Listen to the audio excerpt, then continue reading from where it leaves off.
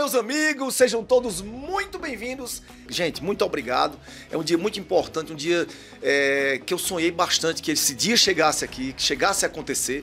Esse vídeo está sendo postado no nosso canal do YouTube, mas futuramente a gente vai ter outro canal também para postar só podcasts.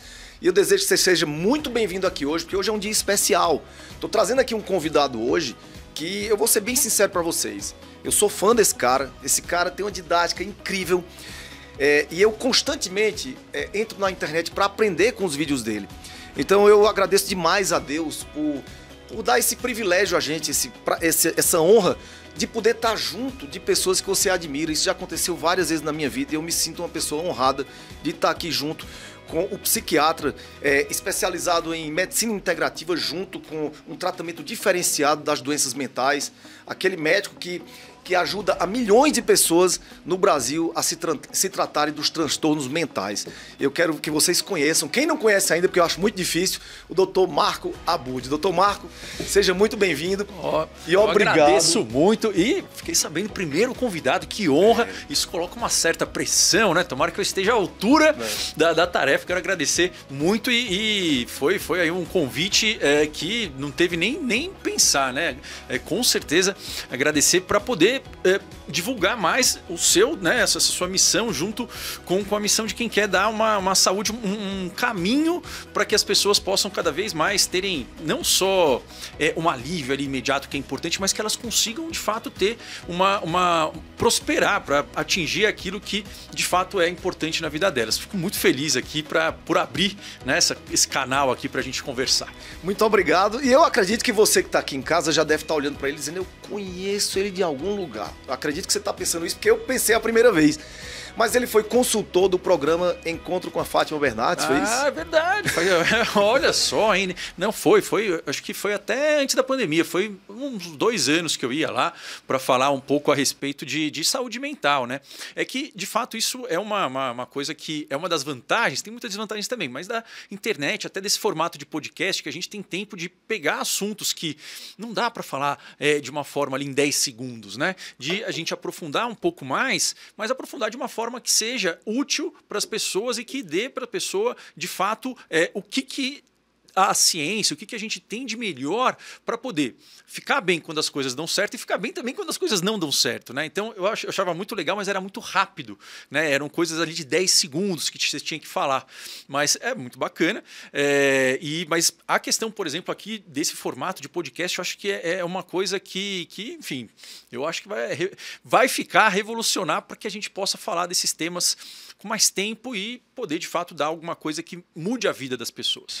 Me fala como é que você se sentia num programa, um dos programas de maiores audiências no Brasil, né? Você, como médico, tá ali falando para toda a população brasileira no meio de tantas câmeras, de tanta gente. Você é um médico de uma formação tradicional, se formou na USP, né? Um psiquiatra, né, que vem da linha tradicional, e você ali falando para... A gente não aprende isso na faculdade. Como foi esse impacto seu de ir para essa TV, para a Rede Globo logo? Não acredito que você tenha ido para outras antes, não sei. Então, não foi. Eu tive uma coisa que eu falo até, né? Que é uma das questões que de fato é a única forma que a gente consegue lidar com a ansiedade, que é extremamente eficaz, que é a gente repetir e ver que nós somos mais fortes que aquele medo. Agora, medo de falar, ainda mais ao vivo, não poder errar e ser julgado pelos outros, assim, se você não tem este medo, muito provavelmente você tem problemas seríssimos neurológicos. Por quê? Porque esse medo é do ser humano, isso é algo que não tem como ter e não ter. E eu sou uma pessoa que não tive exatamente uma ansiedade social, uma fobia social. Eu sei que esses nomes confundem, mas eu sou uma pessoa bastante sensível a sintomas de ansiedade. Mas a ideia é que quando a gente prova para o nosso corpo que aquele perigo, ele pode até ser real, pode não ser, mas que você é mais forte que ele, naturalmente o cérebro ele consegue fazer você relaxar e aí você não tem ansiedade nem se você quiser. Por que eu estou falando isso? Porque antes eu fui várias vezes no programa da Luciana Gimenez e era um programa gravado e isso era muito mais tranquilo. Foi uma questão escalonada. Aí antes também tinha uns programas menores ali na Jovem Pan, então teve como se fosse uma escadinha, não foi de cara. Agora, na hora que eu estava lá, dá um frio na barriga e de fato vem todo aquele pensamento, aquela vontade ali de falar, melhor fugir, será que que eu estou fazendo aqui? Vou dar uma desculpa, não vou. E isso é um sintoma de ansiedade. E eu estou falando isso por quê? Porque é impossível a gente não ter ansiedade. A ansiedade ela nada mais é do que uma reação automática do nosso corpo frente a uma ameaça que ainda não aconteceu, mas que pode acontecer e uma ameaça que ataca aquilo que importa. Então a gente não fica ansioso com coisas que nós não nos importamos. E claro que eu queria falar e não fazer papel feio lá, né? Mas sim, fiquei ansioso, mas não foi tanto quanto, por exemplo, a primeira vez que eu fui, talvez, no programa da Luciana Gimenez, por conta dessa escadinha. Então, já falando na escadinha e falando de ansiedade, eu arriscaria dizer que uma pessoa, para se tratar de ansiedade, se expor de forma gradual ao que causa ansiedade seria um tipo de solução, seria um tipo de tratamento? Assim, tem muita informação, né? Quando eu comecei, né, a fazer vídeo no YouTube, eu fiz em 2015, primeira vez, né? Eu fiz muito ali pelo meu filho, né? Eu tenho um filho, está com 17 anos e ele está maior do que eu. Descobri isso essa semana, o que é um pouco assustador, mas naquela época ele era pequenininho, mas ele adorava YouTube, ele via só YouTube e quando... Enfim, eu nem sabia o que era isso. E tinha aquelas coisas, né? Não vamos deixar ver muito isso, vai que estraga a vista, né? Eu ouvia muito isso, né? E aí ele me falava para falar e eu ficava explicando coisas para ele, que eu gostava de explicar. E às vezes era bem chato para ele essas coisas. Eu falei, por que você não faz um vídeo? Aí eu fiz alguns vídeos, isso, claro, né? Tava lá, mas eu comecei de fato a fazer mais de uma forma mais... vamos dizer assim, frequente a partir de 2018. E a ideia é que quando eu comecei não tinha nada falando sobre saúde mental. É que agora o cenário é outro. Agora a gente tem um excesso de informações e nenhuma das duas coisas é bom. Isso até bastante replicado, né? Se a gente não tem escolha nenhuma ou não temos possibilidade nenhuma de melhorar, isso é ruim, isso gera uma sensação de impotência e de depressão. Agora, se a gente tem 10 opções para melhorar, isso gera muita ansiedade, que é mais ou menos onde nós estamos agora, e tudo bem, assim, né? Não vamos brigar contra o mundo. Então a ideia por isso que eu falo, melhor do que você ter um monte de informação, ou melhor que você dá uma informação pela metade, você fala, não dá, ou você entende de uma forma que faça sentido. Por quê? Porque a ansiedade, ela é uma reação natural do corpo, tem que ter ansiedade. Quem não tem ansiedade não está vivo, provavelmente, ou a pessoa ela não se importa com nada, que seriam as pessoas popularmente chamadas de psicopata. Então, se você não é psicopata e se você está vivo, você tem ansiedade. Isso é bom. Por quê? Porque isso mostra que você quer proteger o que importa para você. E você não tem ansiedade para tudo. Você tem ansiedade para aquilo que importa, isso é a função dela. E ela é uma sensação natural que serve para que a gente tenha mais performance, tanto para que a gente possa lutar e vencer, quanto para que a gente possa sair correndo quando o inimigo é mais forte que a gente. Só que existe, isso por N motivos a gente pode falar, momentos em que esse circuito ele acaba ficando com o alarme desregulado. Como assim? A gente começa a ter esse disparo em momentos onde não deveria ter. Por exemplo, quando eu estou lá, imagina antes de entrar ali no programa da Fátima Bernardes, eu lembro, eu estava ali porque era ao vivo, meu Deus do céu, não posso falar, mas aí, enfim, né? Eu ia ter ansiedade, a ansiedade estava me deixando agitado, vinha um monte de pensamento para eu não esquecer e dava vontade de fugir, dava vontade de ficar, será que eu vou, será que eu não vou? E isso é normal, a gente não quer deixar de ter essa ansiedade, porque se a gente não tem essa ansiedade, provavelmente você vai ficar sonolento e vai ficar com tédio. Mas imagina que nesse momento eu não fosse. Eu, de fato, desse uma desculpa, vou no banheiro e sumisse. Imagina. Adoeci. Comecei a vomitar, eu passei mal, desculpa, perdão. Ia aliviar na hora? Ia aliviar. Só que esse alívio, ele ia mandar uma mensagem para o cérebro que aquele inimigo é mais forte do que eu. Quer dizer o quê? Que eu tenho que ficar mais alerta e que eu não consigo, eu tenho sempre que fugir quando eu estiver em algo parecido. E aí, se isso ocorre de novo, isso vai, não é uma simplificação que eu estou falando, tem outras variáveis, vai criar um quadro de fobia social, um quadro de ansiedade social. Então, eu dei esse exemplo, por quê? Porque ninguém nasce sem ansiedade, e a pessoa que tem ansiedade, ela não precisa não ter ansiedade. Até porque se ela brigar para não ter ansiedade, o que acontece? Ela tem mais ansiedade. A ideia é, ninguém nasceu ansioso e você não precisa brigar com este inimigo. A ideia é você treinar digamos, os músculos cerebrais que relaxam e principalmente que mostram que você é mais forte que esse perigo, que você dá conta. Só que muitas vezes, o que a gente vai fazer? A gente vai atacar o inimigo errado, que é o quê? Se esforçar para não ficar ansioso. Se eu virar para você, daí para todo mundo, e te der um marcador de batimento cardíaco, né? Imagina que tem aqui, eu não tenho, mas imagina que tem. Aí eu faço uma aposta para você, falo, ó, quanto que tá agora aí? Você fala 90. Tá bom. Esse batimento não pode chegar acima de 100. Se ele não chegar acima de 100, você ganha um prêmio. Se ele chegar, você vai tomar um choque, que não vai te matar, mas vai ser muito ruim. Quantas pessoas você acha que vão ganhar essa aposta? Eu acho que todo mundo vai passar disso. Não existe isso, né? O medo de não chegar, né? Não estou sendo tão tradicional na resposta, mas o que eu posso dizer é: o primeiro passo para a gente melhorar é parar de piorar. Ou seja, né, tem uma metáfora do Stephen Hayes, da terapia de aceitação e compromisso, que ele fala exatamente isso. Que quando você está no fundo do buraco, você quer que alguém te jogue o quê? Uma corda. Agora, você não quer que a pessoa te jogue qualquer coisa. Se ela jogar uma chave de fenda, não vai ajudar para nada. Mas se ela jogar uma pá para você, e você só tem a pá, e você está no fundo do buraco, e você começar a cavar, você vai afundar mais. Então, de fato, você quer que a pessoa jogue uma ferramenta certa. Senão, é melhor a gente parar de afundar antes. E a gente pode até não saber como melhora a ansiedade, mas uma coisa a gente sabe que com certeza piora, que é você não poder ficar ansioso. Então isso é dos mecanismos que eu sei que é contraintuitivo, mas a curto prazo é aquilo que mais ajuda a gente a se acalmar. Eu posso ficar ansioso, mas eu vou o quê? Eu vou treinar habilidades para que a ansiedade ela vá perdendo oxigênio na gente. Então a gente vai construindo o músculo da calma para que a ansiedade tenha menos espaço, ao invés de ficar atacando a ansiedade, porque aí a gente só alimenta. Parece muita loucura? Olha, parece, mas esse é o tratamento que mais funciona e que é muito difícil para qualquer ser humano, qualquer animal, não melhorar caso seja feito de uma forma organizada. Então, quando a gente fala em exposição, dá um frio na barriga, né? O que a gente lembra? Lembra de, tá com medo de barata? Vou jogar você num tanque de barata. Isso não tem menor questão. A ideia é que você comece a aprender a se acalmar depois que você escolha os inimigos que você vai enfrentar e você escolha quando você vai ter ansiedade.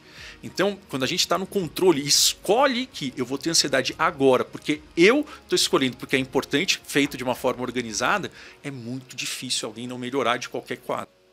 A gente percebe que pessoas ansiosas, você deu o exemplo aí do programa, digamos, da Fátima Bernardes, que você sentia aquele medo, né, muitas vezes, e controlava, e deu o exemplo da pessoa que iria embora. Algumas pessoas não vão embora literalmente, mas tem escapes em drogas, em sexo, em comida principalmente, na nossa área a gente vê muito. Você vê muito essa relação de compulsão, de uso de drogas lícitas ou ilícitas em pessoas ansiosas ou com outros transtornos mentais e fogem, digamos, de outra forma? Assim, o ser humano, o nosso cérebro, ele é um órgão incrível. E muita gente fala da quantidade de neurônios, né? Ai, quantos neurônios tem, né? Na verdade, o neurônio, ele nem é tão importante. A ideia é que o nosso cérebro ele tem mais de 1 trilhão de conexões. E basicamente, de uma forma muito simples, mas esse é o entendimento atual, que de fato o que importa é qual é o caminho que está falando mais rápido. Como assim? Então a gente acha da química cerebral. E o cérebro nunca foi um circuito químico. O cérebro é um circuito elétrico. A química ela é um mensageiro, como se fosse ali um entregador que passa uma mensagem de um para o outro. No local do cérebro em que está mais rápido aquele tipo de mecanismo, aquela sensação ela vai preponderar. Então, se eu quero mexer meu braço, assim, quer dizer que o músculo, o neurônio que regula eu esticar o braço, ele tem que estar mais rápido do que o que regula encolher, né? E o que vai comunicar, o que vai fazer um conversar com o outro é a serotonina, a dopamina, enfim. Mas por que eu estou dizendo isso? Porque quanto mais a gente repete uma determinada ação ou um determinado hábito, essa conexão ela fica forte e as outras vão sendo podadas. Mas isso é incrível. Por quê? Porque a gente consegue remoldar essas conexões. Só que se a gente repete um determinado comportamento e tem uma recompensa para aquilo, aquilo fica mais forte. Então vamos imaginar que eu, ao invés de ter saído, eu fiquei lá. Só que eu estava, por exemplo, com um Rivotril no meu bolso. Eu estava com um Rivotril sublingual de 0,25. Isso. Você coloca ali, demora uns 15 minutos. E aí eu estava lá e coloquei esse Rivotril na hora que eu for falar. Virou um monge. E foi legal, foi gostoso. E eu falei, e foi prazeroso. E eu nem senti nada, eu estava até mais descontraído. O que isso vai trazer de consequência? Por que não pode tomar um Rivotril? Pode, claro, cada um, né? Se você tiver acesso, não faça isso, mas enfim, a gente não consegue controlar. Mas por quê? Porque o Rivotril, ele impede o aprendizado. Então, aquela performance que eu tive na vigência do Rivotril, aquilo não ficou registrado. É mesmo nesse nível, né? E por isso que é um remédio que não trata. Agora, tem pessoas que usam para aliviar, ok, mas entender que a gente alivia para que a gente possa conseguir mostrar que nós somos mais fortes que aquilo. Agora, eu podia ter, por exemplo, uma bomba de chocolate, podia ter um sonho, um croissant, né? Um panetone, um chocotone, que eu adoro. Né? Então, a gente tem várias dessas distrações. A rede social, enfim. O fato é que... Uma bebida alcoólica, né? Isso. O álcool ele funciona exatamente da mesma forma do Rivotril e ele dá um relaxamento, só que ele não deixa a gente aprender as coisas. A gente não consegue gravar não racionalmente, mas no corpo, que eu consegui fazer aquilo e eu fui bem naquilo por mim mesmo. Isso é apagado. Você consegue racionalmente, mas você não grava. Maconha faria isso também? Ou seria outro princípio? Maconha é uma coisa polêmica, né? Mas assim, mas o fato é que eu coloco aqui, não é que eu sou dono da verdade, sim, não. E o objetivo, de verdade, é fazer funcionar. Eu sou psiquiatra. Psiquiatria, eu digo que assim, é um anti-marketing, né? Não é só que as pessoas não sabem, tudo que foi feito foi para fazer um marketing muito ruim. Mas a ideia, então, é a gente ver, dá para a pessoa, com base nas evidências, né, e na nossa experiência, a melhor escolha, mas a escolha de cada um, né? Então, maconha é uma planta. E numa planta tem centenas, milhares até de substâncias. A gente não sabe exatamente o que tem em nenhuma planta, né? Mas tem duas que são as mais famosas, né? Que todo mundo fala, mas não são as únicas, que é o CBD, que é o canabidiol, e o THC. É diferente, né? O CBD, ele, de uma forma muito simples, tá? Ele tem um perfil mais relacionado à analgesia, ou seja, ele diminui a dor e ele pode promover um pouco de sono e relaxamento. Pode. Só que a gente não sabe exatamente a dose, né? Em geral, ali parece que em doses baixas ele não funciona, em doses muito altas também não. Então tem uma dose intermediária. O THC é o responsável pelo barato, né? Pelo efeito prazeroso. E ele pode ajudar, sim, em alguns casos dolorosos, em alguns casos de alguns quadros de depressão, até dar um pouco mais de energia. Só que, e aqui eu não estou dizendo que é a minha opinião, isso é o que é. O THC, ele é mais ou menos assim, a gente não tem ideia de quem vai melhorar. O problema é que o CBD, ele não vai fazer mal, com certeza, ele é seguro. O THC, em um grupo de pessoas que nós não sabemos direito quem são, eles podem piorar muito a ansiedade e causar sintomas que nós chamamos de psicóticos, que são delírios, alucinações, sim, e que não é uma boa ideia, né? Então, mas assim, não se sabe isso ainda. E eu não estou dizendo que é ruim, eu estou dizendo só que o primeiro passo, olha, o CBD não vai fazer mal. Então, se você quiser tomar ali, você tem que saber para que está tomando, enfim, é bom que seja com indicação. THC, você saber que existe essa possibilidade. E a gente não sabe ainda. Mas a ideia é que tudo isso é de uma forma assim bem simples. Isso serve para tudo, né? A vida é feita de escolhas, a vida é feita de efeitos colaterais e efeitos bons, né? A gente sempre tem que ver qual dos dois a gente quer escolher, né? Então, a maconha ela tem esses dois componentes e, dependendo da proporção, pode ter um efeito, pode ter outro. Só que saber que, assim, olha, se você tiver o uso e ficar pior e tiver THC, muito provavelmente o THC não está te ajudando. e conversa isso com o seu médico, tá? Porque se alguém falar sou contra, sou a favor, isso não dá solução nenhuma para ninguém, né? O fato é que tem um grupo de pessoas que não vai bem. Tem outro grupo de pessoas que vai, a gente não sabe ainda, né? Mas assim, a escolha é de cada um para a gente poder ter uma escolha consciente. Doutor Marcos, você, um psiquiatra renomado, conhecido e com grandes resultados no consultório, veio de uma escola tradicional e aí de um tempo passou a educar pessoas na internet, um canal já com 2 milhões e 300 mil inscritos, um canal gigante de saúde mental, um Instagram de 247 mil seguidores. Como foi essa transição? Você sofreu muita crítica, porque, como você falou, a psiquiatria é um anti-marketing, né? É um anti-marketing. Então você imagina o psiquiatra como? Aquele cara louco, isso é o que a população imagina. Que prescreve remédio, tarja preta, Rivotril, Ampliquitil, Aldol, Fenegra. Aí vê um cara que ensina você melhorar com terapia cognitivo-comportamental, fala das áreas cerebrais e usa até chá de camomila, né? Assim, sugere. Então, como foi essa transição? Como é que você foi visto pelos seus colegas? Fala um pouquinho sobre isso. Na verdade, enfim, a história, né? Por que eu escolhi? Bom, fui fazer medicina também, eu não sabia o que fazer. Eu gostava muito na escola de física e gostava de biologia, né? Eu era péssimo em matemática, então assim, isso eu não vou fazer. Mas eu escolhi medicina basicamente por coisas pessoais minhas. Meus pais eram médicos e, por incrível que pareça, eu odiava hospital, porque o cheiro era insuportável e eu tinha que ir lá com eles, porque dá plantão. Meu pai nem quase não via, porque ele era anestesista, um monte de plantão, e quando eu via era um cheiro horroroso, eu odiava lá.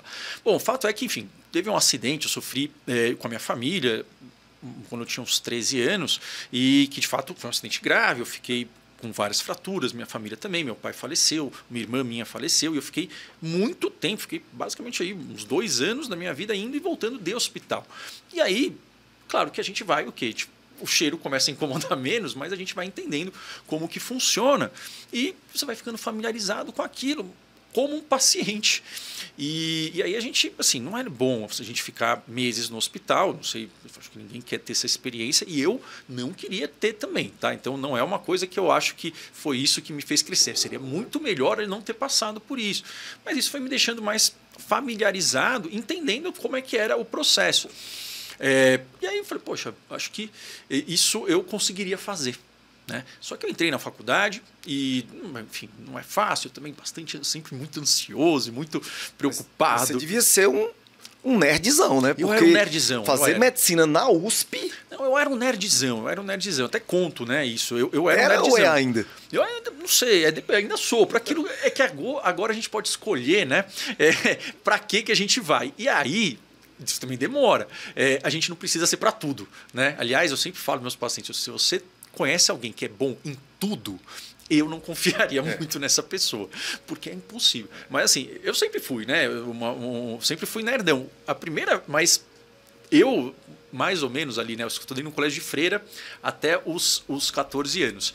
E eu lembro a primeira prova que eu fiz, eu estava no CA, não sei se existe CA, acho que não. Centro Acadêmico. Era um negócio antes da pré-escola, que você ia se alfabetizando. Eu acho que mudou hoje, eu não sei. Ah, não, CA na infância. Né? Tinha o jardim, tinha o pré-escola e o CA. Eu não sei o que era. Mas era assim, era o primeiro ano que você aprendia a falar, a alfabetizar, quer dizer, né? E tinha uma prova de ditado. A pessoa ia falar 10 palavras e a gente tinha que escrever. Era a primeira prova. E assim, eu era uma criança que, enfim, dava muito trabalho. Eu falava muito, enfim, sempre era mandado para a parte do castigo lá na escola. E como é que era o castigo? O castigo é que você estava no jardim, você tinha que voltar para o maternal e ficar junto com as pessoas ali pequenininhas. Passar vergonha. Passar vergonha. Então era isso. Tudo bem. Mas aí chegou nisso, não sabia estudar, estava tentando ver, não sabia. Aí eu falei com a minha mãe, eu não sei, não estou entendendo nada. Ela me ensinou. E aí eu olhei lá, fiz a prova e aí eu tirei 10 na prova. E aquilo é muito legal. Por quê? Porque, poxa vida, eu recebi muito elogio e todo mundo fica, né, ali, fala, caramba. E aí isso vai fazer com que você vá conseguir mais isso. E aí, sim, eu gostava, eu fazia, e eu comecei a estudar. Aquele reforço, né? Isso. Você acabou de falar do cérebro. tirou 10 com um sentimento bom, reforçou. Muito legal isso, né? Aliás, tem duas coisas que são reforçadores universais, um professor meu que falava, que é dinheiro e atenção. Mas dinheiro ele só é porque ele compra atenção. Mas ser humano, a gente gosta de atenção e tudo bem, né? E além disso, assim, também conseguia fazer, né? Então aprendia também. Claro, se eu não soubesse, se eu fosse algo muito diferente de alguma habilidade minha, seria ruim também. Mas eu era muito nerd e estudava muito. Porém, chega uma hora que, e isso sempre chega, acredito, para todo mundo, que você não quer aquilo porque é algo que vai dar atenção. Você fica com muito medo de ir mal e não ter mais isso. Isso. Né? Autocobrança exagerada, né? E isso é uma coisa que eu estou falando agora, mas na hora é muito difícil, porque começa a ficar assim, você tem que ter a obrigação. Por quê? Porque você é a pessoa que tira nota boa. E aí, eu acho que toda família tem isso também, de assim, ó, esse daqui é porque faz isso, o outro é o que estuda. Esse outro é o esforçado. O Dr. Marcos é estudioso, esforçado, o outro não tira, mas é inteligente. Então, isso é a pior coisa, né? Se você... Não é a pior coisa, mas uma das piores é, por exemplo, a gente falar que a pessoa é inteligente. Por quê? Porque se a gente dá um elogio por uma característica que é da pessoa, quer dizer o quê? Que se ela não for inteligente, já era. E como que ela foi inteligente? Ou seja, não é uma coisa que ela se esforçou para fazer. E, de fato, o melhor elogio é o elogio pelo método, pelo esforço. Pelo fazer. Pelo fazer. Mas as pessoas falam, você era muito inteligente. A única pessoa que falava que eu era muito esforçado era meu avô. Tinha muito uma relação com ele. E ele falava, não, você é muito esforçado. E às vezes eu ficava bravo quando eu estava esforçado. Porque, por que esforçado? Mas eu me esforçava muito, né? Enfim, aí sempre tem essas duas questões, né? Da gente ter uma coisa importante, mas essa coisa importante vai dar medo de perder. E tudo bem, a vida é assim, tudo que importa a gente tem medo de perder. Mas entender que nós temos a capacidade de, não precisamos lutar com esse sentimento, mas a gente tem a capacidade de controlar as variáveis para diminuir a chance disso acontecer e, se der errado, eu dou conta. Né? No fundo, o que é a habilidade que mais trata a ansiedade não é a gente não poder ter ansiedade, por exemplo, é a gente saber que eu quero que dê certo, mas se der errado, eu sei que eu dou conta. Eu acho interessante essa colocação sua, né? Se tudo der errado, eu dou conta. Acho que isso dá esperança pro ansioso, né? Dá esperança pro medroso, digamos assim. Eu sei que tudo isso, assim, basicamente não é falado. Seria muito mais legal falar, olha, pensa, vai dar tudo certo, pensa positivo, né? Eu acho que, assim, pensar positivo, pensar que vai dar certo, eu acho que é interessante, mas você tem que se preparar para o que dá errado, né? Nunca ninguém se prepara para dar tudo certo. A gente tem que ter o quê? Um destino, como se fosse uma rota de avião, né? Ele tem um destino. Quero sair de São Paulo e ir lá para Nova York. Eu não gosto de avião, né? Não gosto de altura, mas eu ando de avião. Fui agora recentemente. Eu entendo que não é uma linha reta.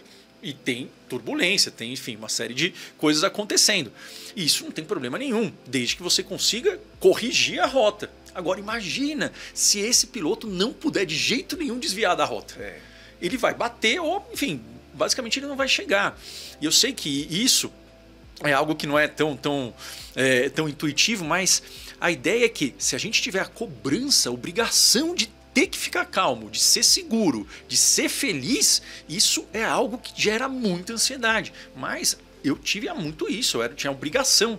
Então eu falo que quando eu prestei a primeira vez, no terceiro ano, eu não passei na faculdade que eu queria, passei numa faculdade em Rio Preto. E assim, foi uma decepção para minha família. E acontece, e assim, já tive muita raiva deles, mas assim, provavelmente acontece com muita gente. E quando eu passei depois, a primeira sensação foi alívio. E não tem nada de errado também, não estou dizendo que eu sou coitado, né? Ali não, também teve outras questões, mas entender que isso é algo que ocorre e que se você teve isso, tudo bem, seus pais eles não acertaram sempre, mas a boa notícia é que a gente sempre pode aprender novas formas de lidar com isso. E também, se a gente faz isso com o nosso filho e errar de vez em quando, isso também não é algo irretratável. A gente sempre pode remodelar, né? A gente pode retraçar a rota, que no fundo é isso, né? A gente não precisa acertar sempre, a gente precisa saber basicamente qual é o destino que eu quero ir e como que eu reajusto a rota para chegar lá, né? Mas, aí, basicamente, eu entrei e não queria fazer psiquiatria, eu nem sabia o que era psiquiatria.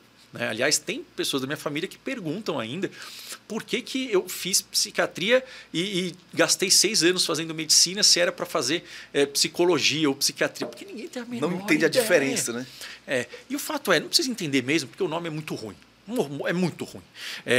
Mas, basicamente, enfim, não é a mesma coisa. Mas, no fundo, o psiquiatra, ele é o nome, né? O que quer dizer psiquiatria? E esses nomes não ajudam, tá? Psique quer dizer alma, né? E atra seria o médico, né? O geriatra, né? Esse sufixo. Então, seria um médico de almas. E isso também não é muito bom, não, eu acho. Porque assim, eu não sei o que é a alma. A alma é uma questão espiritual. E eu tenho minha religião. Eu sou uma pessoa que, enfim, por menos que pareça, muita gente fala, você é muito racional para ser religioso. Eu acho que isso não tem nenhuma relação, mas eu sou católico, fiz crisma até, fui lá fazendo, mas a ideia é que essa junção de psiquiatria com coisas espirituais, isso nunca deu muito certo, mas não quer dizer que as coisas não sejam importantes, a gente só separa, né, para que a gente possa estudar. E, enfim, mas ainda é dessa época. Então você fala, poxa vida, né? O que tem a ver? Será que é da alma? Será que não é? Mas enfim, eu também não gostava. E tinha um professor lá na faculdade que, assim, ele era todo estereótipo de psiquiatra estranho. Eu vou falar, porque ele é muito famoso mesmo. Eu vou falar porque é verdade mesmo, né? Que é o professor Lotufo. Ele parecia, assim, ele tem uma barba gigantesca, assim, e uma bem magrinho, e ficava olhando com aquele olhar meio que parece que te desvendando, né? Com a cabeça, parecia o cara do Harry Potter, né? Aquele barbudo. Mas ele é muito bom e ele, enfim, é um dos melhores que tem lá. Mas, assim, eu fui muito prático, sempre fui alguém muito que não tinha uma paciência para ficar fazendo coisas, filosofando. Não era muito dessa... Ainda não sou, né? Tudo bem. Mas o que aconteceu foi que, com 22 anos, tá, o 4º ano, enfim, um período muito ruim e a gente fala, né, desgraça pouco é bobagem, né? Parece que às vezes vem uma avalanche de coisa ruim. Minha mãe, enfim, descobriu que tinha câncer, estava fazendo quimioterapia. Meus avós, que eram do Rio de Janeiro, né? Eu nasci no Rio, mas moro sempre aqui. Eles vieram para ajudar e nesse meio do caminho, além de tudo isso ali, também faculdade, meu avô entrou num quadro e ele começou a parar de falar, ele começou a parar de comer, ele começou a andar meio tropicando.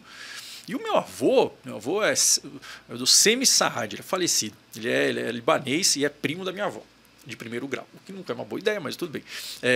Enfim, era aquelas coisas bem libanesas. E ele tinha uma lojinha de sapato, né? E ele era assim, trabalhou na loja a vida inteira.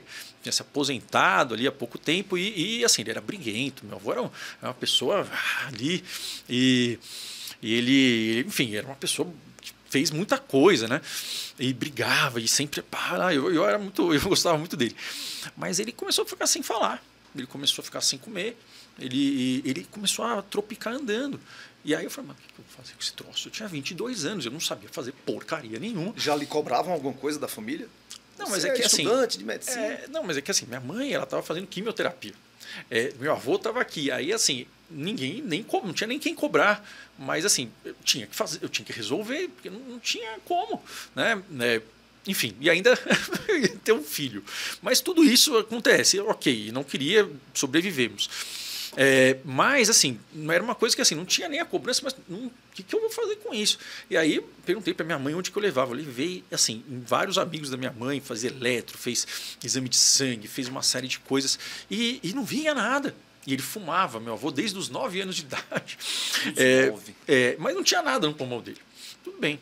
Aí foi indo. Aí assim, eu levei ele no Encorpo. Falei, olha, eu sou aqui, eu sou aluno, mas assim, eu nem sabia, nunca tinha ido. Aí falaram, olha, isso aqui não tem nada. E aí depois que você vai indo, chega uma hora que as pessoas começam a falar, olha, eu acho que isso aí é emocional, hein? E tá. E aí a pessoa falava, não, isso aqui será? Não tem nada, acho que isso aqui pode ser uma coisa, sabe, meio psicológica. Aí eu olhava assim, e aí? O que eu faço com isso? Como que eu resolvo se for? Não, mas aí eu tenho que falar com ele, né? Talvez ele esteja, né? Tem alguma coisa que talvez ele esteja querendo chamar a atenção. É ruim, né? Poxa, sua mãe está doente, talvez é compreensível. Não, tudo bem, mas ele não está comendo. Ou ele não fala, meu avô ele brigava com as pessoas e acordava às 5 da manhã para abrir a loja de sapato. O que eu faço com isso? E eu sei que isso é algo que não é muito, né? Muito assim, é meio, você fala, poxa, tem motivos para ter? olha, tem muito motivo, mas o que eu faço com meu avô? Com a ferramenta, né? E eu não sabia o que fazer. Mas eu continuava. Porque, enfim, eu sou um cara bastante, eu sou um pouco impaciente, eu não gosto de ter, quando eu não tenho uma resposta. E aí eu fui lá e eles falaram, olha, faria o seguinte, tem aqui um prédio que chama Instituto de Psiquiatria, você desce aqui, né, lá no Hospital das Clínicas, e aí deve ter alguém lá de plantão. Aí eu fui lá com meu avô, desci ali andando, e ele, enfim, tropicando. E chega lá, não tinha ninguém, mas tinha um plantonista, porque não tem pronto-socorro lá de psiquiatria. E o prédio da psiquiatria estava esperando o quê? Um lugar horroroso, manicômio, meu Deus do céu. E o prédio da psiquiatria é muito bonito, lá no HC. E é muito bonito mesmo, de verdade, mas assim, não que isso tenha ajudado ou não, mas assim, assustou menos. Mas...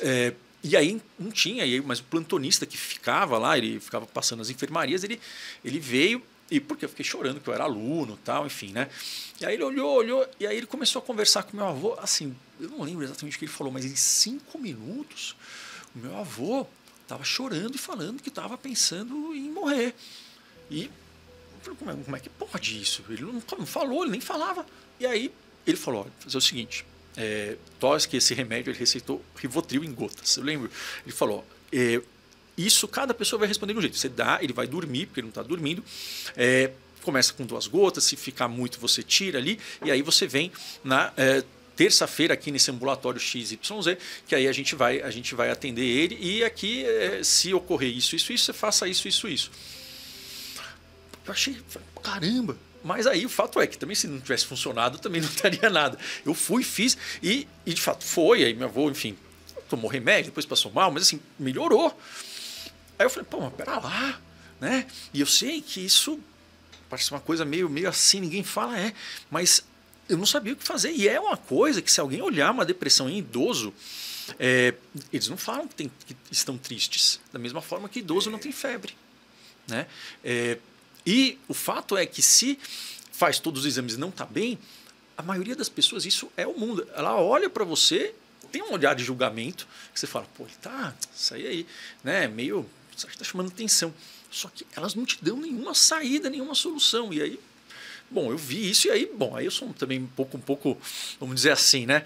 Um pouco cara briguento, mas eu falei, não, acho que vou aprender mais sobre isso. E não que seja fácil, não que a gente consiga ajudar de uma forma imediata, mas, assim, meu avô ficou bem, tomou remédio, aí ficou bem, teve efeito colateral, depois trocou, depois teve que fazer isso, e assim, depois de uns anos, meu avô conseguiu largar o cigarro, ele parou de fumar.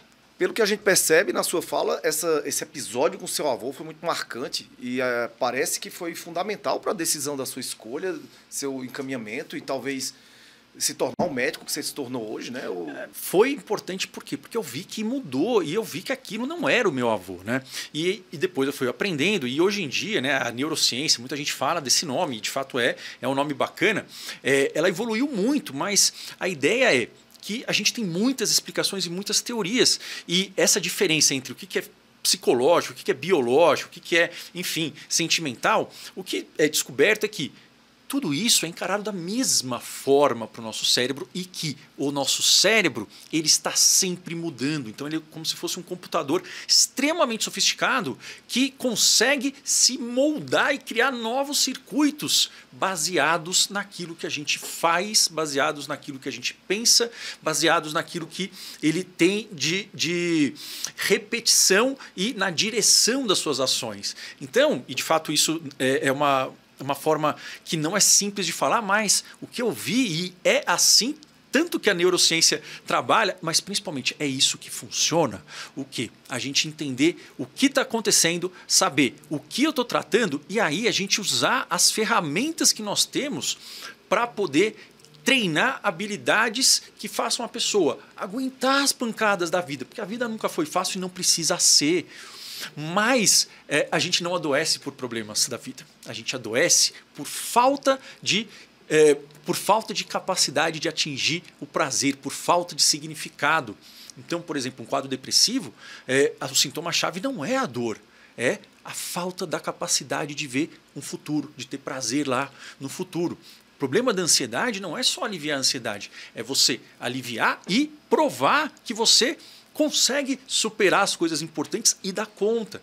Então, de fato, isso é o que o conhecimento da neurociência tem, e aí a gente vai usar ferramentas todas que nós temos.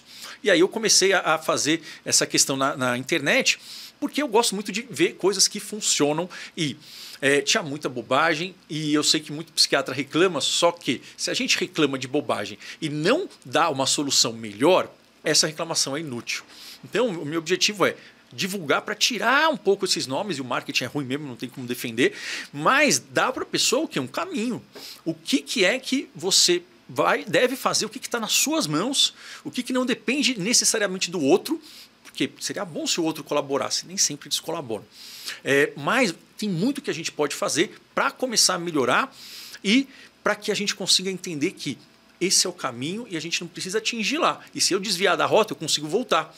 E foi isso, enfim, é isso que me motiva a fazer, enfim, toda essa questão do YouTube, de aprender, das redes sociais, para tirar o marketing ruim, mas não é só isso, é dar algo que dê uma direção, dê um plano, dê um GPS para a pessoa poder saber para onde ela vai ir. Um GPS em que ela possa sair do caminho, mas ela consegue retraçar a rota. Eu me identifiquei em muita coisa que você falou aqui hoje, né? Me vejo muito interessante isso, porque como a gente hoje faz coisas parecidas, mas, por exemplo, a história de que você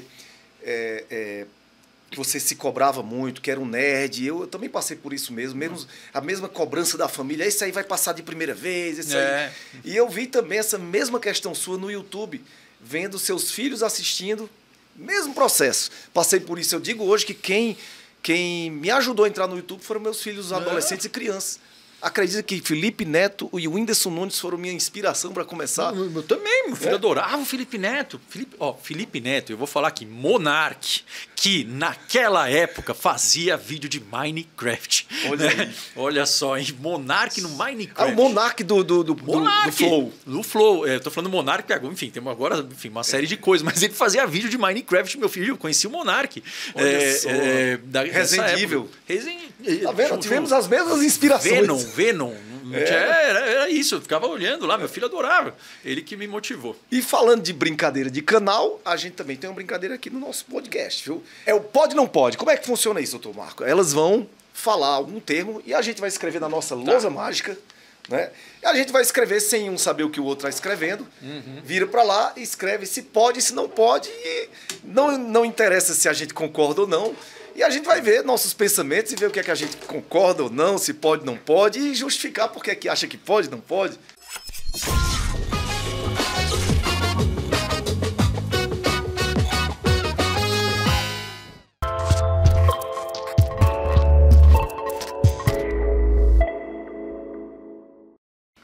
Mostrou pra câmera. Pode. Pode sim. Aê! Pode chá. Chá de L-teanina, chá verde com menos cafeína, né? Cafeína não é proibido também. Pode tomar café, eu tomo café. Olha mas só. Não é proibido. Que o problema, no começo, quando está fazendo um tratamento, é melhor não tomar, porque você vai ficar mais agitado e a sua mente naturalmente vai achar que aquilo é um perigo. É como se a agitação vira um gatilho para crise, né? Isso. Então, no começo é melhor não, mas não quer dizer que você não pode só tomar. Mas nunca depois das 2 horas da tarde. E se for usar o chá verde é bom. Mas aí, de preferência, sem cafeína. E tem a L-teanina, que é um suplemento que melhora tanto a ansiedade quanto também não dá sono e melhora a concentração. Pode ajudar sim, enfim, é um dos melhores chás que eu já mandei manipular a L-teanina para mim também. É excelente o resultado. Perfeito.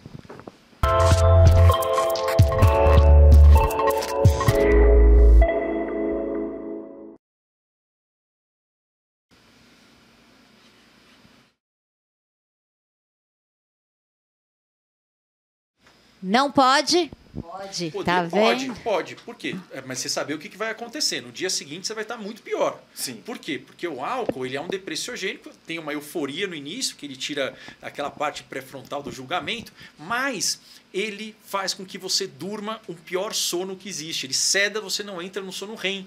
E você vai acordar péssimo, com mais ansiedade, com mais irritação e provavelmente com humor pior. Então você pode, desde que você saiba que você vai pagar esse preço.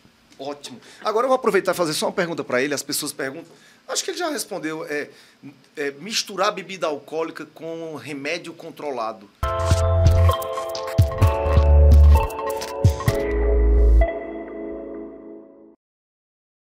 Eu vou colocar também. Foi bom, já colocou, né?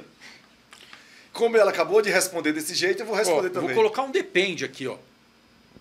Aqui é um depende. Depende o quê? Não é para tomar bebida alcoólica porque não tem nenhuma vantagem para a saúde do álcool, né?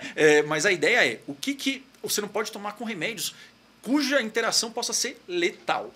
Ou seja, se você tomar álcool com remédios que vão ser sedativos, como álcool, quais? Rivotril, Frontal, Lorazepam, Bromazepam, normalmente não vai acontecer nada. Mas você corre o risco de ter uma parada respiratória. Corre esse risco? Corre esse risco. E é um risco alto? Não é. Mas, assim, também se for, é algo que é um risco cuja consequência não é reversível. Então, com esses remédios, não pode. Agora, com os outros, não é que é uma ótima ideia. Você provavelmente não vai... você vai sentir um efeito colateral, um sono, uma náusea, mas não é letal. Agora, com o Rivotril, Frontal, remédios tarja preta, normalmente você não vai ter nada ou vai ficar muito impulsivo, mas pode acontecer de você ter uma parada respiratória. Então, não é uma boa ideia. Então, cuidado.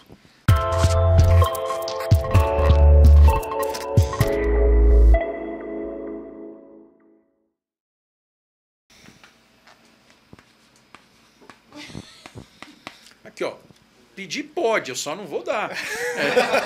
Pode pedir. Pode pedir, não tem problema nenhum. Pode pedir, sim. Pode pedir, só eu não vou falar, porque nada é tão ruim que a gente não possa piorar, né? Então, conselho pela metade é pior do que não ter, né, informação. Eu não sei se o Dr. Marco recebe esse tipo de coisa, falando de internet e de consulta, mas eu já cheguei a receber no meu Instagram, no direct, foto de área genital, anos, mostrando ferimento. Você recebe coisas assim estranhas, atípicas. Olha, foto de exame para você analisar.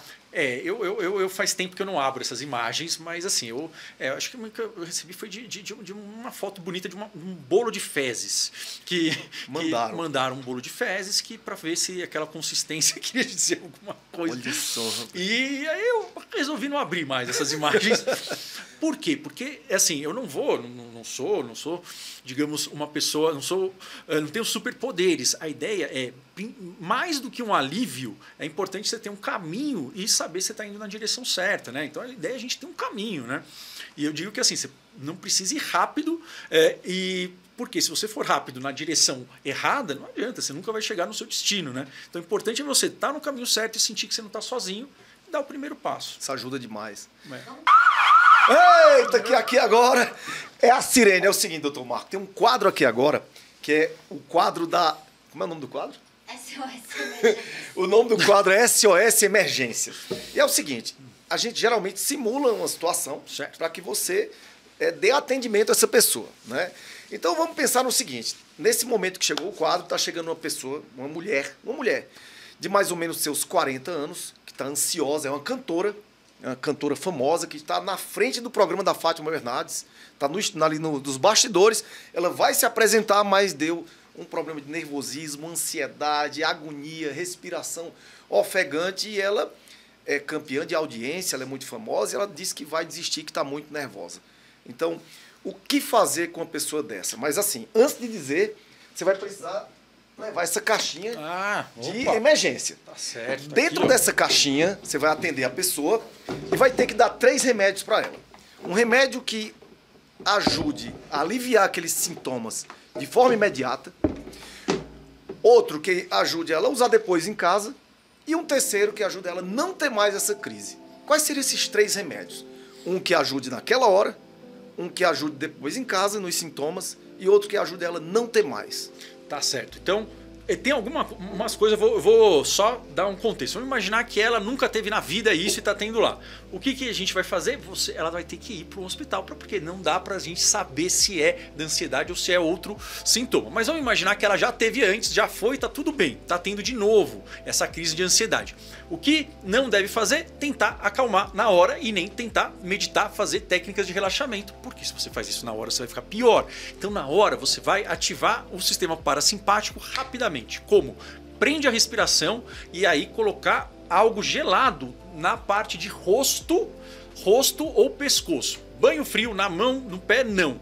Mas gelo no rosto e prender a respiração. Ativa o sistema parasimpático, isso acalma na hora. Olha só, peraí, doutor Marco. Então pegar gelo, colocar no rosto... Isso, ou prender a respiração no pescoço aqui. E aí prender a respiração, por quê? Porque respirar fundo, nesse momento, vai piorar. Olha só, porque eu não sabia crise disso. de pânico você não tenta... Não é o momento de você aprender a meditar. Então aquela coisa de respirar profundamente... Isso é ótimo, depois você está treinando no momento de calma.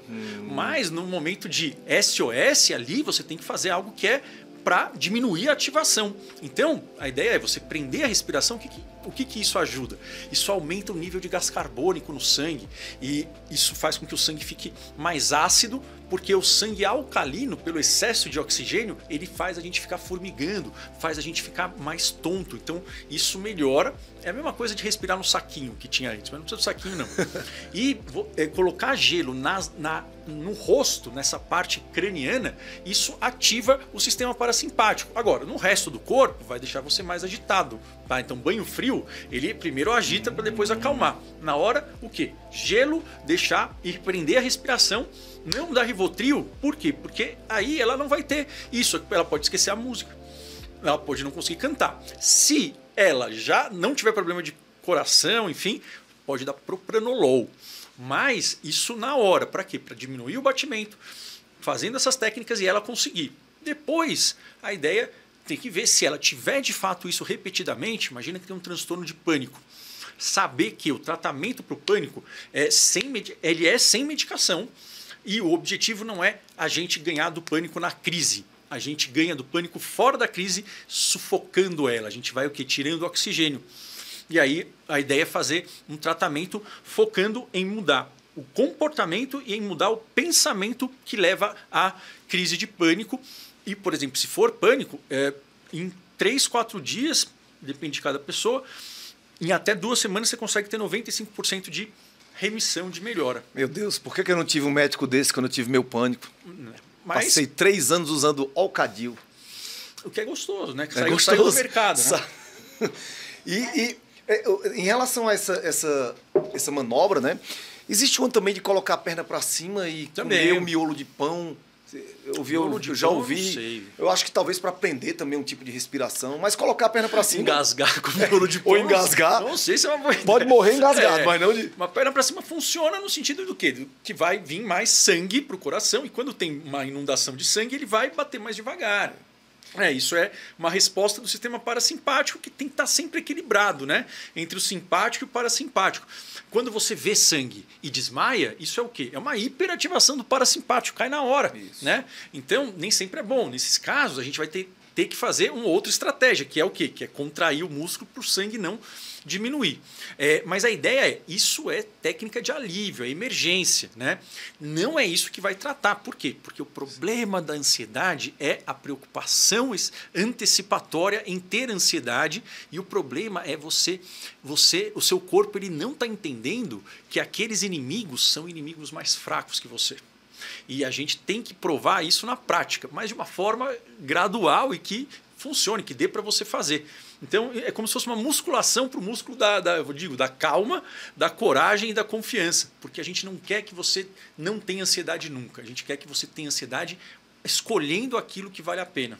Então, o primeiro remédio seria essa manobra com gelo. Essa é rápida.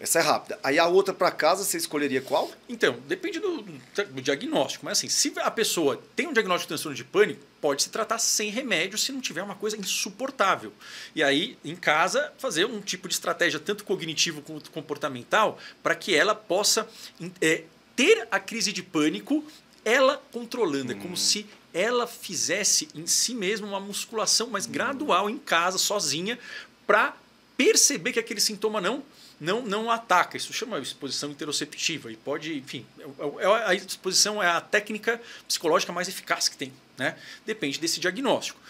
Agora, pode ser que ela nunca mais tenha nada. Por quê? Porque até 20% das pessoas vão ter uma crise de pânico na vida e não vão ter mais. Só uma? Só uma. Então, não necessariamente isso.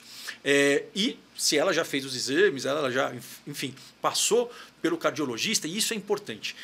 Não dá para diferenciar. Você tem que ir no cardiologista? Tem. Pode ir em 2? Pode. Não vai em mais de 2. E você tem que exigir que ele responda para você se você tem alguma coisa que vai matar de forma imediata. Por quê? Porque o cardiologista ele não sabe lidar, e aí às vezes ele fala, não tem nada, mas por via das dúvidas, tome este propranolol.